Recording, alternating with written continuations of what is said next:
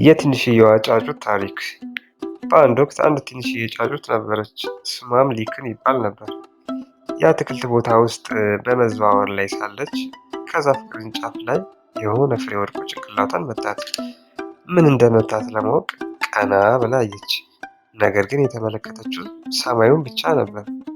በዚህም ተገርማ የተፈጠረውን ነገር ሮጬ ለንጉሱ መንገር አለብኝ ብላ መንገዷን ጀመረች።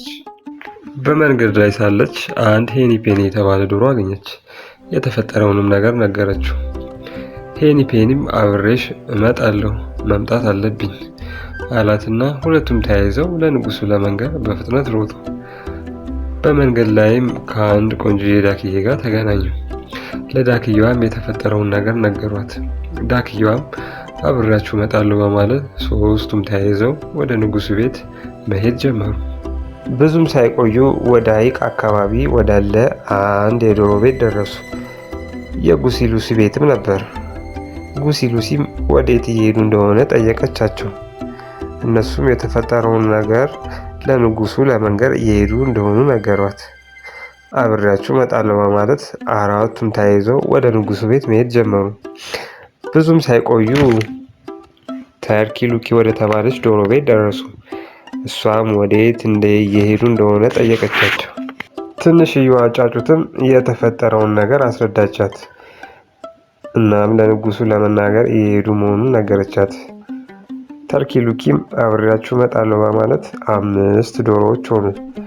ትንሽዬዋ ጫጩት፣ ሄኒ ፔኒ፣ ዳኪ ላኪ፣ ጉሲ ሉሲ፣ ተርኪ ሉኪ ሆኑ። ተያይዘው መሄድ ጀመሩ። በመንገድ ላይም ሌላ 6ኛ ዶሮ ድሬኪ ሉኪ እና 7ኛ ዶሮ ደግሞ ኮኪ ሉኪ የተባሉ ዶሮዎች ከእነሱ ጋር ተገናኝተው አብረው ወደ ንጉሱ ቤት መሄድ ጀመሩ። ወደ ተራራው አቅራቢያ እንደደረሱ አንድ ፎክሲ ሎክሲ የተባለ ቀበሮ ቤት ጋር ደረሱ። ቀበሮም እናንተ 7 ዶሮዎች ወዴት እየሄዳችሁ ነው ብሎ ጠየቃቸው። ትንሽ ጫጩትም ከሰማይ ስለወረደው ነገር ለንጉሱ ለመናገር እየሄድን ነው በማለት መለሰችለት። ቀበሮም ወደ ቤተ መንግስት የሚወስድ አቋራጭ መንገድ አውቃለሁ፣ ተከተሉኝ። የተፈጠረውን ነገር ለንጉሱ አብረን እንነግረዋለን በማለት በተራራው መንገድ ላይ ወዳለው ጨለማ ዋሻ ውስጥ ይዟቸው ገባ። ወደ ዋሻው ከገቡ በኋላም ትንሹ ጫጩት የገቡበት ዋሻ አቋራጭ መንገድ እንዳልሆነና ቀበሮ ወደ ተሳሳተ ቦታ እየወሰዳቸው መሆኑን ተረዳ።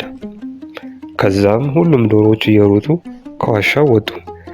ከዋሻውም ከወጡ በኋላ ግን ወዴት እየሄዱ እንደነበር ማንም ዶሮ ማስታወስ ስላልቻለ ተመልሰው ወደ የቤታቸው ተበታተኑ።